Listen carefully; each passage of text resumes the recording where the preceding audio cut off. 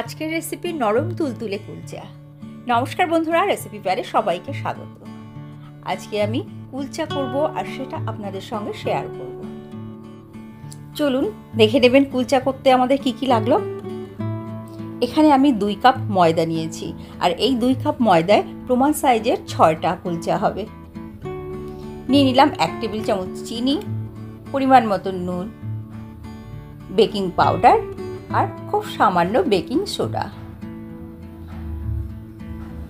এইবার এইগুলোকে খুব ভালো করে মিশিয়ে নেব। আর নিয়ে নিচ্ছি 3 টেবিল চামচ টক দই।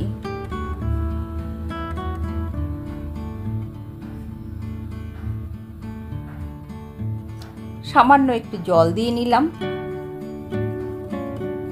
এইবার এটাকে আমি মিশিয়ে নিচ্ছি। দিয়ে দিলাম সাদা তেল, যে কোনো সাদা তেল দিলেই এখানে হবে।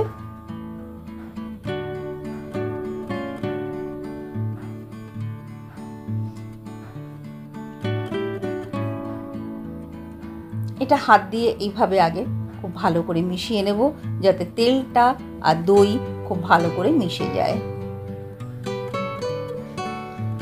এইভাবে মিশিয়ে নিয়ে এরপরে আমি এখানে দিয়ে দিচ্ছি গুঁড়ো পাউডার, মিল্ক পাউডার। এটা কিন্তু আপনি চাইলে স্কিপ করতে পারেন। দেখুন কেমন সুন্দর একটা ঝুরঝুরে ভাব হয়ে গেছে। এইবার আমি অল্প অল্প করে জল দিয়ে এটাকে মেখে নেব।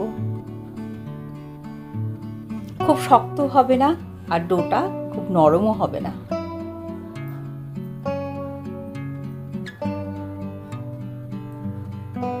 এইভাবে তেল দিয়ে একটু মিশিয়ে নিলাম, যাতে উপরটা নরম থাকবে। দিয়ে এইবার এটাকে আমি ঢাকা দিয়ে 2 ঘন্টা রেখে দিয়েছিলাম। এইবার আবার কিছুটাকে মেখে নেব। দেখুন বেশ নরম হয়ে গেছে আর একটু ফুলেও উঠেছে। এইবার এটা দিয়ে আমি যে 2 কাপ নিয়েছিলাম সেটা দিয়ে আমার 6টা লেচি হয়েছে। আর কুলচাটা সবসময় রুটির থেকে সাইজে ছোট হবে আর একটু মোটা হবে। মোটা হলেই তাহলে এর যে নরম একটা ফ্লপি ভাবটা সেটা হবে। চলুন এবার আমি সবগুলোকে আগে বেলে নিই।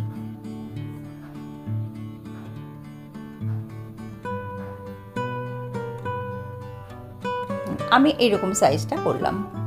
এর উপরে একটু আমি ধনেপাতা আর কালো জিরে দিয়েছি। আপনারা চাইলে কিন্তু এখানে তিলটাও দিতে পারেন। একটু আগে ভেজে নিয়ে তিলটা যদি দিয়ে দেন, আবার অনেকে মৌরি পছন্দ করলে একটু মৌরিও দিতে পারেন, সেটাতেও কিন্তু একটা ডিফারেন্ট টেস্ট হবে। দেখুন এইভাবে একটু বেলে নিলে ওটাকে চেপে যাবে আর ওটা ঝরে পড়বে না। এইবার একটা প্যান নিয়ে নিলাম। প্যানটা গরম হয়েছে কিনা দেখলাম। খুব ভালোভাবে গরম হয়ে গেছে প্যানটা। এইবার এটাকে একটু ভেপার তৈরি করার জন্য হালকা অল্প একটু জল দিয়ে নিলাম। দিয়ে এটাকে এবার কভার করে দিচ্ছি। আর এখানে লিডের উপরে যে একটা ফুটো আছে এটাকেও বন্ধ করে দিলাম, যাতে যে ভেতরে যে এয়ারটা জমবে তাতে কিন্তু ওইটা খুব সুন্দরভাবে নরম হয়ে যাবে।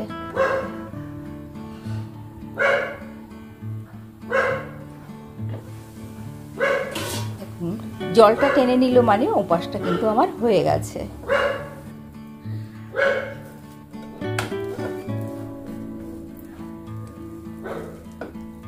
এইবার উল্টে দিলাম। এইভাবে উল্টে 2 পাশটাই ভেজে নেব। যখন এরকম দুপাশে রং ধরে যাবে তখন উপর থেকে একটু তেল, ঘি বা বাটার দিয়ে দেব।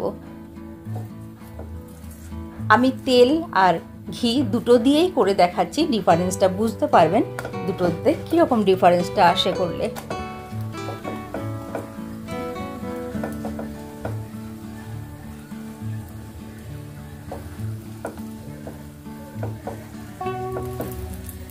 ভেতরটা যে নরম হয়ে উঠেছে।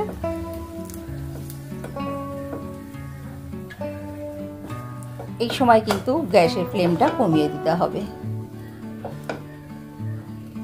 আর এরকম 2 পাশ দিয়ে খুব সুন্দর যখন রংটা এসে যাবে তখন বুঝবো আমাদের হয়ে গেছে।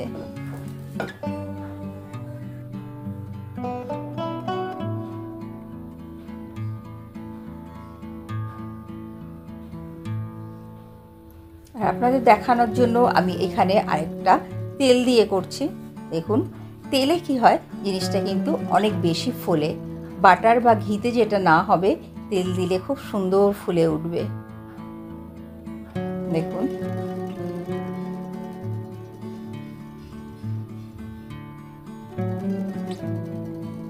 আর এটা কিন্তু বেশ একটা, আমি যেটা করেছিলাম আমি পনিরের সঙ্গে করেছিলাম, বাটার পনির, কিংবা আপনারা ঝাল ঝাল কষা মাংস বা ঝাল পনির করলে তার সঙ্গেও কিন্তু খেতে খুব ভালো লাগবে।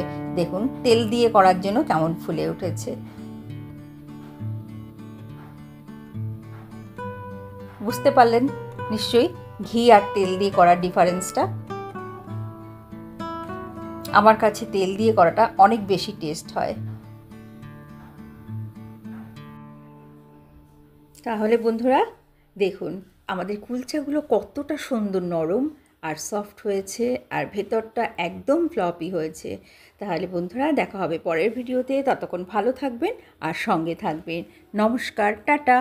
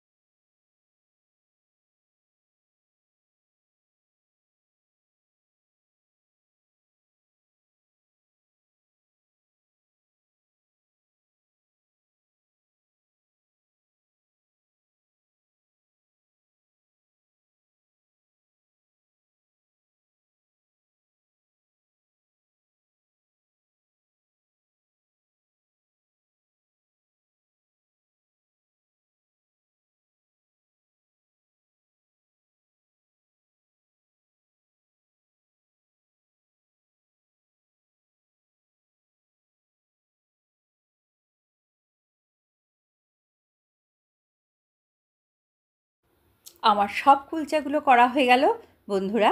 দেখুন কতটা নরম হয়েছে আর ভেতরটা সফট হয়েছে। তাহলে বন্ধুরা ভিডিওটা ভালো লাগলে লাইক করুন। আবার দেখা হবে পরের ভিডিওতে।